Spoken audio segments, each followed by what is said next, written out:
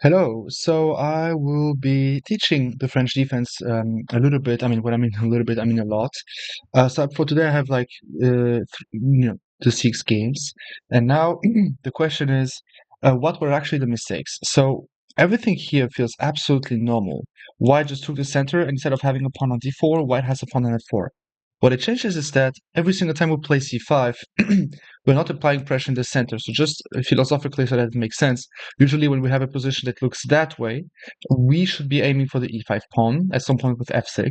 The thing is the pawn on d4 guards the e5 square, so we play c5, so that after c3, at some point we can capture on d4 and shorten the pawn structure. Now, since white played with f4, now it's very hard to really shorten the pawn structure, which means that now after d5, e5, c5, we are not really getting rid of the d4 square, but it doesn't matter because after, for example, the moves that were played, knight f3, knight c6, we're getting a short edge. We're definitely getting something at some point with d4. So what was eventually misunderstood here, I was just using the engine a little bit. Uh, Here, basically, white has to go for something like c3, d4. Because if white tries to go for something like bishop d2, we can already play d4 on our own. Now, there are a couple of plans that can be used here for black. So it's not that we want to push d4. D4 is not giving us anything. Now there could still be some c3, for example. But the plan that is very often very normal with this pawn structure is to have this g8 knight to f5. So we try to go knight h6, knight f5, or knight e7, knight f5. The thing is, we don't want to get chased away by h4. So every single time you feel like you want to play something with knight, there you go h5. Just trying to see how white will basically handle this position. If castles, then you have knight h6, knight to f5. Now, in the game in this game, c3 was played in order to push d4. You played knight g7, and this is very logical. Now, if d4, you can just capture, go knight f5, and this is a normal game. Queen b6, and if bishop d3, then of course the pawn falls, and now there is no bishop b5 because you capture it. And if queen a4, 4, you go knight c6. So this is absolutely normal. It's just that here, in this particular example, white played bishop d3, which is odd. It is definitely odd, and knight f5, which was played, is definitely off at the same rate. Here, what has to be understood is that the bishop on d3 is blocking the dark square bishop. Now, if this bishop goes back to c2 and then white plays d4, the bishop will be fine again. Not the best, though, but it will be fine. Here, you can play d4. So why? Because now the pawn structure is just not good for white, like at all. And the problem is if c4, then you just want this, every single space advantage. And after c takes, I'm sorry, and now after let's say d4, for example, let's just say. I don't know if I'm mistaken now. I mean, we can also play queen b6. Now, if castles, then there is this. And if bishop c2, now we can play, for example, d4. And the problem is we are getting the d5 square for the knight. D3 has to be played at some point, but now you just notice that this is just a problem. Knight d5, and we're just getting a very active position, and we don't have to necessarily fight for a win. We don't have to push for anything, because the position will be already so hard to play. This is what we basically call grower garden. You know that you're better. You know that you're fine. All you have to do is prevent some potential ideas for white. Now, white has some ideas though. White can still try to push f5 at some point. So maybe we should be going g6, h5, which feels odd. We're pulling out every single pawn on the light squares. But the point is simple. We're very, very, very close of actually keeping the king there forever. When I mean forever, this is a plan that we see in the Caro-Kann very often. Firouzja also uses this plan very often in the Caro-Kann to basically push those pawns on the king side. And this is a normal thing. And it doesn't matter about this guy. You would just keep it on d7. In the worst case, you would just castle by hand and go rook to g8. So this is definitely a very common concept and pattern in the French defense. So in the game that f5 was played, and the problem is, okay, this according to the engine, this is a problem. Humanly, it isn't, because every single time d4 will be played, and this is now the hard part. This is a small inaccuracy because after captures, white can play knight takes, queen takes, and now this pawn structure is just a small problem because it's basically an isolated pawn. White will manage to build around. So knight f5 is definitely a mistake in this position because you got a worse pawn structure. Here eventually, like I said, queen b6, you're trying to play d4 and get to d5 square. If, for example, castles now, let me just check what the engine wants. Not the castle, but like bishop c2. I mean, we saw d4, and everything here is fine. Like I said, d4 or h5 or bishop, g6, bishop d7, those are normal moves. But this is also an abnormal setup for white. This is not something we see very often. As long as you understand that you just have the way to apply pressure with slow, solid, defined moves, you understand that you do have an advantage. Now, okay, the game he went bishop c2, but now after knight h4, you're just fine. And of course, you won the pawn. Uh, I mean, you won the pawn. I mean, here black just won the pawn, and this is absolutely a problem. Now there is something that has to be understood. Once you realize that you have a winning position, it is important, this is like an overall concept, to just accept, to simplify the structure. Here, for example, bishop e3 applies some pressure right there. You can just release the tension and capture on d4. Because none of the captures are actually funny. Bishop takes, this is absolutely not funny to play. Bishop d7, rook c8. And if pawn takes, then this is just not funny for those pieces again. Bishop d7, maybe knight b4, maybe rook c8, maybe knight c2. And if, for example, this is something that can happen very often. This is this. Let's say, okay, I'm sorry, not bishop d3, but like bishop d1. It would already be this. Okay, actually, this is already a problem. Okay, so actually just the capture on d4 and simplifying the structure is already a problem. Because this is important in chess, this is an important concept. It's not because your king is in the center that your king is a problem. You might have heard thousands and thousands of times that castle, bring your king to the gate, save your king with the pawn structure. Again, it's a case-by-case thing. It's not because it's weak in one position that it's necessarily weak in every single position. So here bishop d7, but this is just losing a pawn for no reason. And this is just unnecessary. This is just very risky. Now there is really once again no reason to just capture on c file. Stick to the principles if you have the option to. Rooks enjoy open files. So by capturing on d4, you're opening up the c file, and now you have a good rook. It doesn't mean that white won't have good rooks, but it doesn't matter what white has. You need to have good pieces regardless of what your opponent is doing. This is very important. This is extremely important. Extremely important. Now, knight f3 was played. This is a problem. This is normal that the engine shows that as a mistake. The problem is you don't have a lot of options here. So let's just say you go, for example, for the other human moves that are, for example, queen h5 or queen h6 or whatever. This is so simple to basically feel like you messed up. Maybe not this pawn because the pawn, the queen's already getting trapped. And if we have something like this, I mean, okay, maybe this is just impossible to play. The problem is you will basically fall into what we call a backwards pawn issue. For example, you have to play g6 or h6. And the problem is now g4, g5, and you gave basically white a hook on the king side. It doesn't matter that the king is there. If there is a problem and the king side is getting opened and the pieces are active over there, there will be a problem regardless of if you have a king there or not. So I think all of this could have been avoided by simply playing it simple. Trading off was definitely fine. This was definitely fine. I think this was definitely fine. Bishop e7 is alright. The engine shows it as a mistake. I mean, whatever. You still have the position under control. For me, you lose the control over the position after bishop e3, bishop d7. This is now where you start to lose. Where you start to lose basically control of everything. Because I'm pretty sure that tactically you might think, oh, but I go knight a4, knight there, and I'm the best. But there is no reason to lose your initiative. There's really no reason to lose the initiative just for that. So bishop d7, knight d2, and now of course the problem is that you're still up a pawn. But you have no plans. This is a little bit the problem. This is active. After h6, you have to play knight b4, but you're still not in time. Maybe you're still slightly better, but this is a hard position to play. White just wants some control with some squares. Everything is weakening. You still have knight a5, knight c4. Yeah, it's just that you could have done that like 5,000 moves before, and the king would eventually be better on e8. Maybe it's better on b8. It's a long question. The question is, where do you want to play? If you want to play on the queen side and therefore open up the queen side, then the king isn't doing well on the queen side.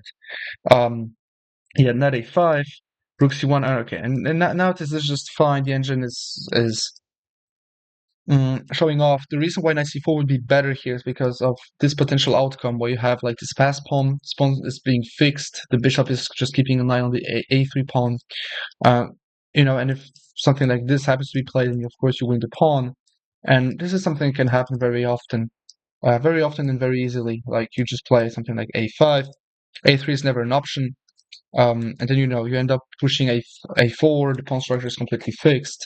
I mean, this is just a huge advantage here for black already. Just a huge advantage. Okay, a5 happens to be inaccurate, but this is like a solid +1, +2 advantage for black. Just because you have more space and then you keep applying pressure and pressure. Yeah, but the problem is you're not making any improvements, and to be winning, you need to have this inevitability concept in. So basically, you need to have either the space advantage. I'm sorry, there are basically four advantages. You have a mating attack, okay. You're up material, or space advantage, or of course you have a pass pawn. In that position, you only have the material advantage. You do not have any plans. You're not attacking anything. You're not really pushing for anything, and therefore you're not winning, even though you have a pawn, because you need a second advantage to win. So we played h5, which I definitely enjoy, because if g5, then which was played in the game, now you can just play g6, and those bishops are absolutely bad. So your opponent has no more plan, and now you're in time to eventually keep improving your position. Improving your position means you're playing moves that just basically march forward and basically wait for your opponent to make a mistake and commit to something. You know, you basically by waiting, you are conditioning this decision. But f6 was, this is a real problem. Like when I say f6 is a real problem, there is no reason to do that. Actually, you're just opening up the center. There's already an open rook. The bishops could be open. At some point, I see how the e5 square could be a problem. So there's really no reason to open things up like that. Okay, and now of course your opponent played g6. Okay, all you have to do is just push f5 at some point. So, for example, organize yourself and play something like bishop d6 and then f5. And allow this in, but it doesn't matter because we're looking for the pawn. But you played rook g8, and now you played f5, which is like a brutal move. I honestly think there is a chance that your opponent was a little bit cheating for this move. Like f5 is just. I mean, f5. When I saw f5, I just jumped out of my chair. This is incredible that he plays it. Because after captures, he wants to play bishop f4 and rook c7. Like, it's not a hard tactic or anything. But to play it at this point, when he was already completely lost, like, he has some mental. The opponent definitely had some some commitment to the game. From Indonesia, I guess. Yes, absolutely. I mean, terrible. But okay, rook d8, and okay, now it's just brutal, and of course it's just that lost. So it's very unlucky. So just to keep it simple, right there, just keep it simple once again with queen b6 and wait before playing knight f5. You cannot allow this trade. If your opponent has a pawn like that, this trade is not a problem because even though you have an isolated pawn, you can just play with h6, queen e6, and bishop e6, and very often you play bishop e7, g5. Okay, I can show you a game actually. Actually, let me show a game. This is a bit that I played in Italia in Milano in a chess tournament. Does this thing, knight h6, um, bishop there, knight f5, castles, captures. And here with white, I'm just much better if I go knight d4, which recaptures back with the knight. The d file is open and black has an isolated pawn, so I will just play something like this, maybe knight d2, knight dp3. Of course, I want to play bishop e3 first, because let's just say I play, for example, knight d2, and then he captures, and the d file is closed, and therefore I can never attack this pass pawn anymore. So I want to go bishop e3, then I want to do this and that, and I always want to keep an eye on this pawn like that. Now, why can't he take immediately on e5? Because of rook e1. If you play f6, I play f4. So usually I will have after bishop e7 to maybe play f4 first, so that now I can play bishop e3, and then the games look like that. Knight d2, knight f3, or knight b3. This is an isolated pawn. At some point I will just double my rooks to attack the isolated pawn. Now if you just turn around the position, it is the exact same thing. Here as black, this is a problem. After captures d4, white didn't commit to the c takes d4. White has no pawns on d4. So therefore knight takes, and now white is just much better. It's literally the same position, by the way. Literally the same position. Yeah. Okay, next position. So this one is a little bit funnier because black was winning the whole time. It's an exchange French, and in the exchange French, I would be recommending you to go knight c6, which is an odd move, but your idea is simple. You actually want to go bishop d6, a hyper fast developing move. This is usually something that happens. Then you go with bishop g4, castles, long castles, and this is a double-sided castling position. Okay, now it happens that capture here is better, so maybe c3 is better, castles. And this is just a very decent game where you play knight e7, h6 g5, or f5 g5 h5. You basically push your pawns on the king side. You know, this is just going to be a super spicy game, and I've had a lot of games like that. Knight g7, h5, h4, h3, f5, and this is a very practical opening. So sadly, I will ask you to try to play more games in order to be more connected to this plan. So basically, you play knight c6 first, just to summarize everything. Go knight c6 first in order to go bishop d6. This is very, very, very important. And now in the game, what happened is very logical, to be honest. This was absolutely normal. Just that you castle short, and therefore when you play h6, you just weaken your king side like that. Don't waste moves like for an h6, because your opponents will always go back to h4, and now you weakened both diagonals like very badly, extremely extremely badly. If you just play rook e8 without h6, then what is actually going to happen here? Nothing. He still has developing issues. You're already threatening the pawn.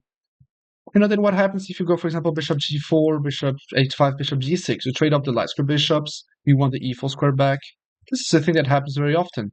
Like this, trying to go bishop h5.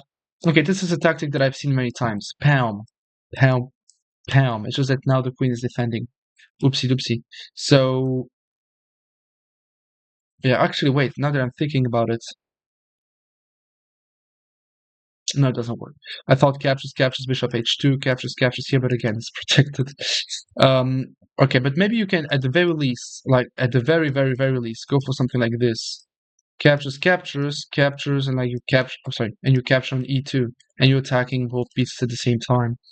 Actually, this would be close, because knight e2 captures bishop g5, f6, bishop e3. So it's still very sharp, but I mean, you're still threatening a lot of things here and there. Yeah, so it feels like it's alright. Maybe the rook is getting trapped, maybe there is no reason. I mean, it feels like I'm just the king of the jungle here. Okay, this was actually winning here. Okay. So maybe there is no need to overcomplicate that. Maybe you just go rook e6, and now you're just fine because you have two active rooks. Yeah, exactly. H6. Oh my. And what is the point? Because wait, there is a point here, just f5. Okay. This is interesting. So the engine says that this whole line, where you didn't spend time on h6, you can actually capture this. Okay, and now you attack the rook, so they have to capture back the knight. And you capture, you win the tempo on both pieces. Now you don't go f6, but you go h6, because now you have f5. And even though they might do this, you still have f4, and the bishop is getting trapped. This is a strong tactic. Yeah.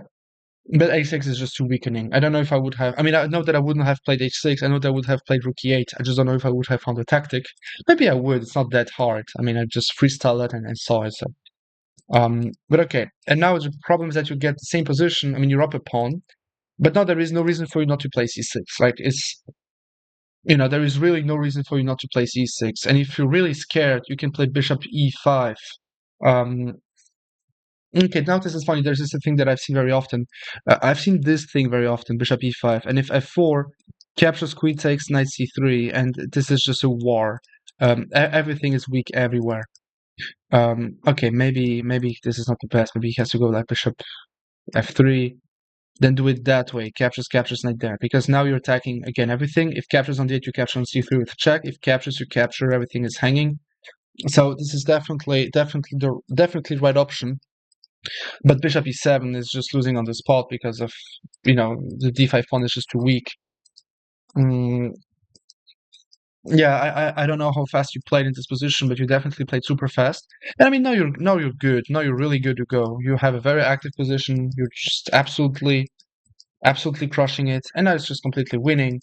Um, your opponent just allowed you to win those pawns very easily. You won, and you saw every single tactic except the last one. But okay, now you were in time scramble.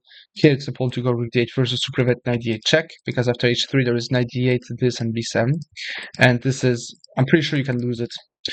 But okay. And yeah, and now of course it is absolutely winning. So a good game against the 2200s. Let's just keep going.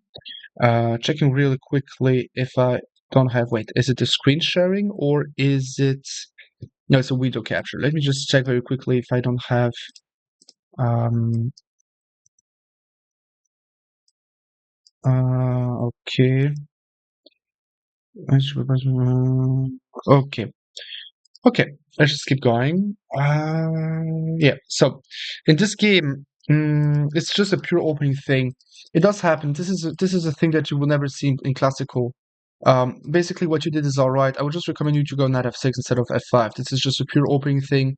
Queen c2, and you can just win the pawn already. Knight g2 is the main line, and this is a real thing. And you just win the pawn. So they will have to go bishop e3 first, defending the pawn, but now you go knight g4. And what matters is the following. You usually get the bishop pair, so what you need to do now is basically play on open lines. Bishop 8, queen h4, f5, f4, and basically replay those lines on the board, replay those lines on the analysis board, but you have to replay them. It is super, super important. Just for you to realize that this is a weak pawn, but you have the bishop pair, you have open files. It's a hyper dynamical position. What I would be recommending you also is play this position as white against Stockfish, just to get used to playing this position. It gets used of how you lose, and then you understand how to win.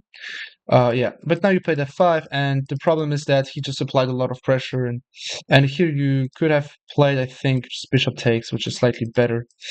But okay, now he's very active, and you ended up losing the pawn. And I mean, now it's very simple to see that that okay, I just don't know why your opponent is not playing aggressively. Like, I really don't understand what your opponent is doing.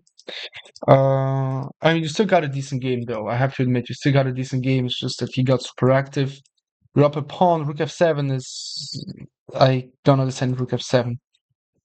Okay, the engine says it's bad, but honestly, I don't understand why you would not play rook a8 here. I mean, you're trading off every single rook. I mean, the only active rook that white disposes in this position. There is really no reason not to trade the active pieces. Don't forget about this concept.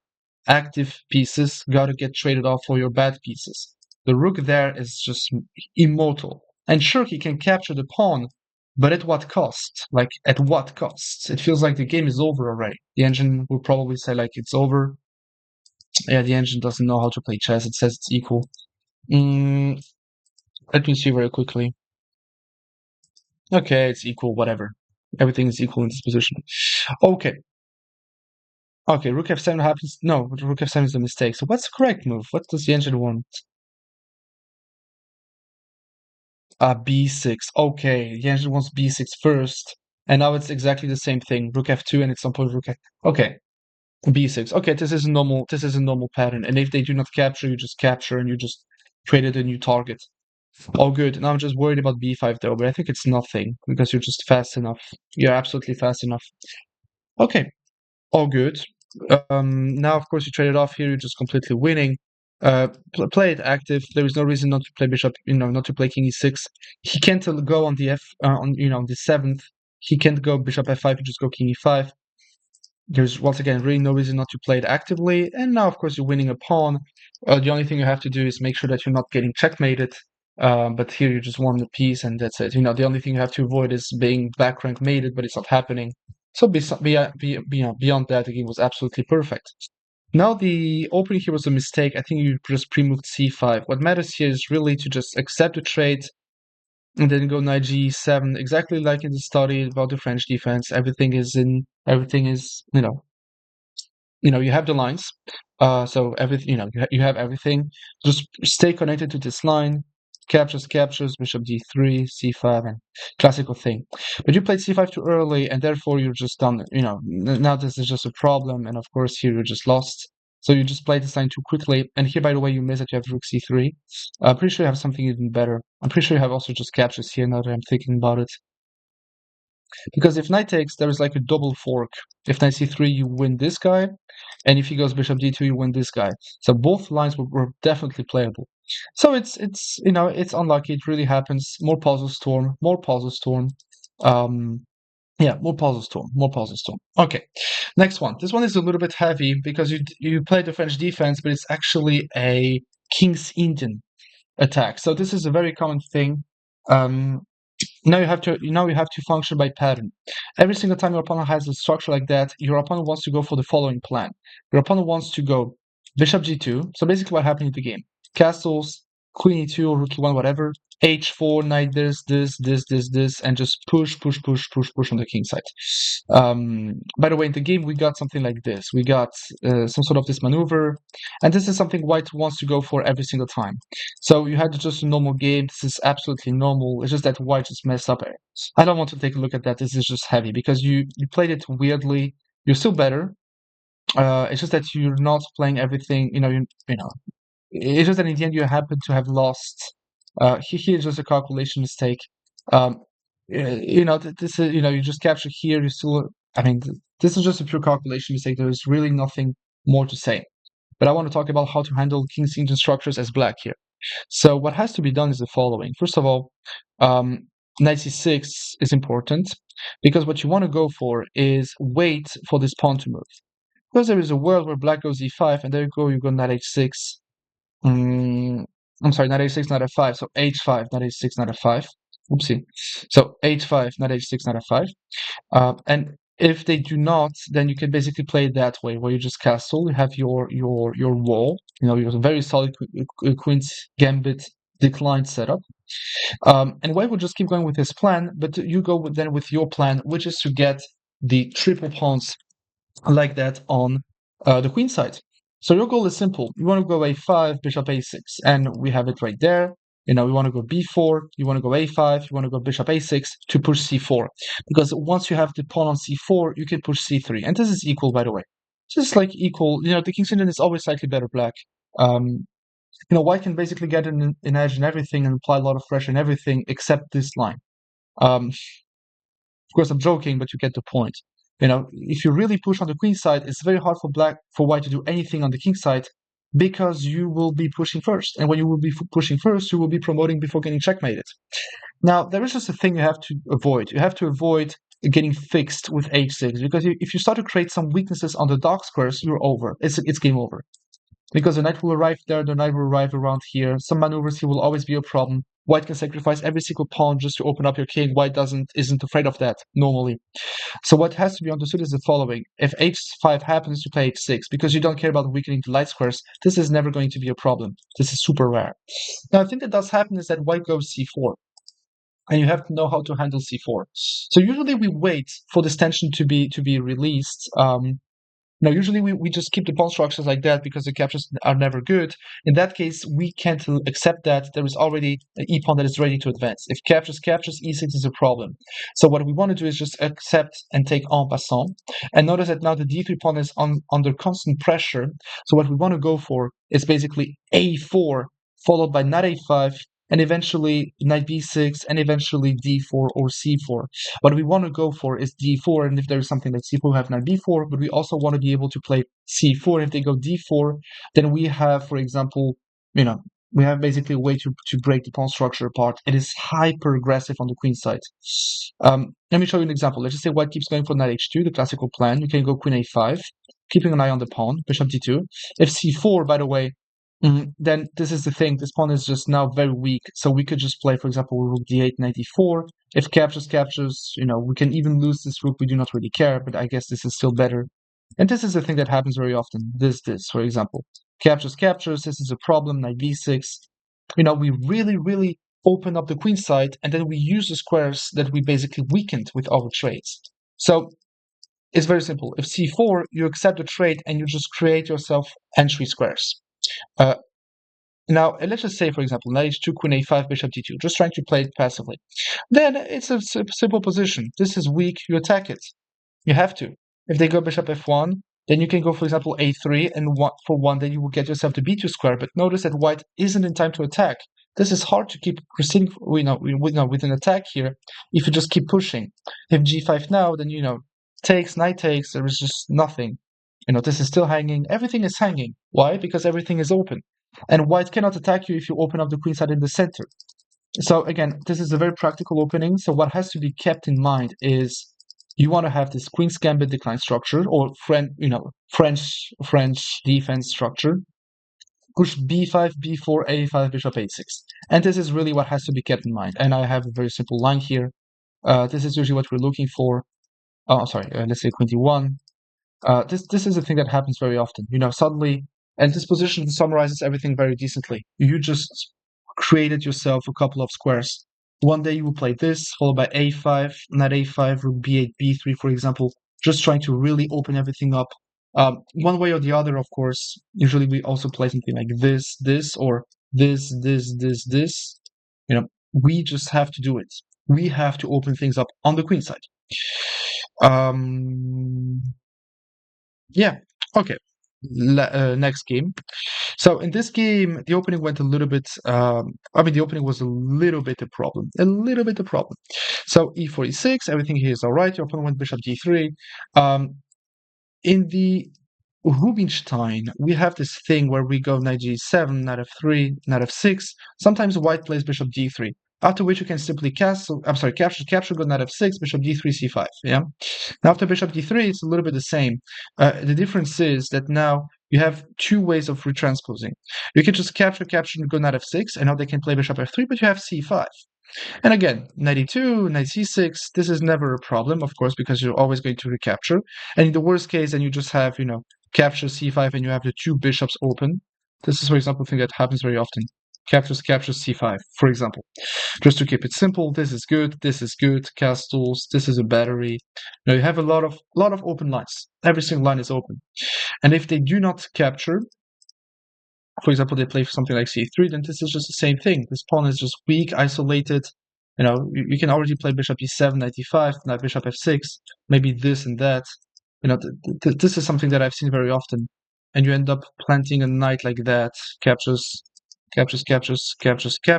this. Okay, maybe queen d8. Maybe I played it a little bit too fast. Wait, give me a second.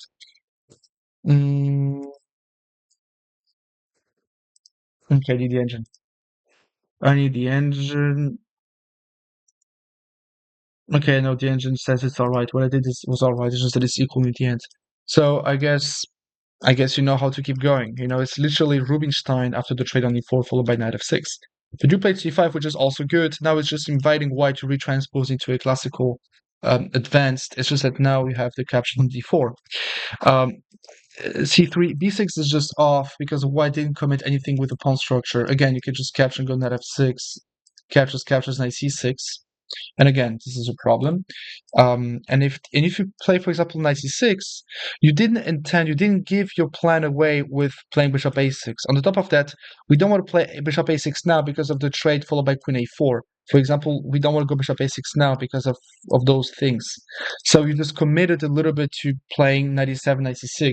Of course, you went e5, and therefore you play knight e7, knight c6, or bishop a6 now. Okay, knight c6 first, followed by bishop a6, and you retranspose into the main line.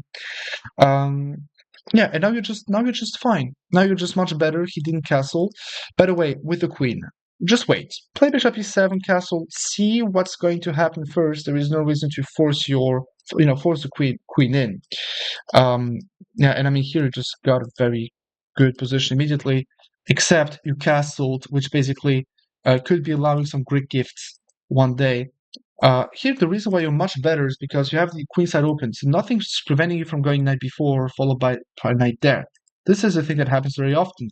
Suddenly you play knight c2, they have to go for something like knight c3, then your opponent is never going to castle if you play it that way. Queen a4, queen b7, at some point now you can castle, there is nothing happening, maybe rook c4, maybe rook h to c8, and you just have the game of your life, my guy. B3 is not an option. In the worst case, you play bishop b4 and harass the knight on c3 to destroy the pawn structure. And again, once you open up a position on the queen side, you give yourself new squares from which you will be able to attack from. It is important to keep that in mind. But he castled, and therefore, after castles, I mean, here you just have knight b4 or knight e5, I'm sorry, knight e5 or whatever. And the problem is, once he captures back, there is basically an overloading tactic, so you visit tactic here. Focus on pauses tool. It is very important. Now I do see that there could be some tactical problems here and there. Yeah, and you could, you just missed the win because of that. But besides that, this phase of the game was absolutely perfect. The engine enjoys bishop takes. Nothing is fighting against d takes c4, to be honest. Maybe this and that, but not even. Like, I see a word where you just play something like b4, this, you move away, then you push a5, you open up more lines on the queen side, and suddenly you have two connected pass pawns. Um, this is maybe sharp. Okay, maybe it's just too sharp. Now I see that maybe it's just too much. Mm, but okay, eventually next time you can think about d takes c4. And now, yeah, and now queen a6 again.